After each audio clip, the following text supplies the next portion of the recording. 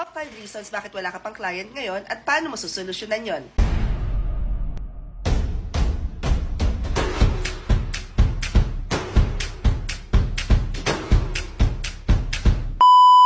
Today, let's talk about the reasons bakit hindi ka pinili. Top 5. Wrong timing. Anong oras ka nag-a-apply? Alam niyo sa sales and marketing, meron tinatawag na client persona. Ito yung magkikreate ka ng sino ba yung ideal client mo. Anong oras sila bumabangon, anong oras sila natutulog. Chechempohan mo yon. So ngayon, kung ang target market mo, gusto mo morning shift dito sa Pinas, ship ang puta, barko yan! Alam niyo, magpa-part 2, part 3 na naman tayo. Wala mga katarantado ako sa video na to. Anyway, ang target market mo ay morning shift dito sa Pilipinas. Ang gusto mong targetin na client ay Australia or United Kingdom. Parang nagpuyat lang sa maling tao. Kung ikaw naman ay open sa kahit na anong oras na shift, edi wala na tayong pag-uusapan when it comes to time. So, nangiisipin mo na lang, anong oras gumigising tong client na to? Tapos gumigising pa lang siya, parang pagod na siya sa buhay, pagtingin pa lang niya sa calendar niya punong-puno or hindi pa organized. Ang ino-offer mo is virtual assistants. Or pauwi na sila, hindi pa sila tapos, may dala pa silang work.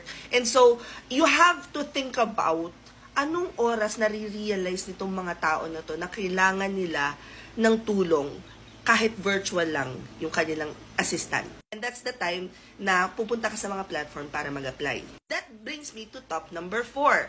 You're not showing up where your clients are at. A lot of people will say, ay, ayoko sa Upwork may fee, ay, ayoko sa online jobs ang baba magbayad, ay, ayoko sa... Isipin nyo muna kung nasan yung mga clients nyo. Saan sila naghahanap? Saan ang go-to place nila?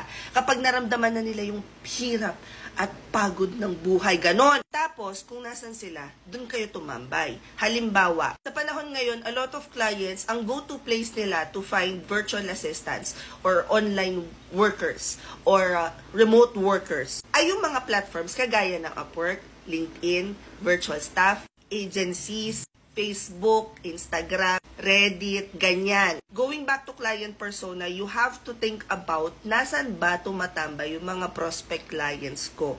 And then dun kayo tumambay. Today is all about creating client persona. So I want you to think, really, saan nga ba sila? Saan sila natambay? Do your research. Tinuruan ko na kayo mag-Google nung first day. Set of questions you guys have about working from home. Follow for more work from home chismis. I'll see you on the next video. Bye!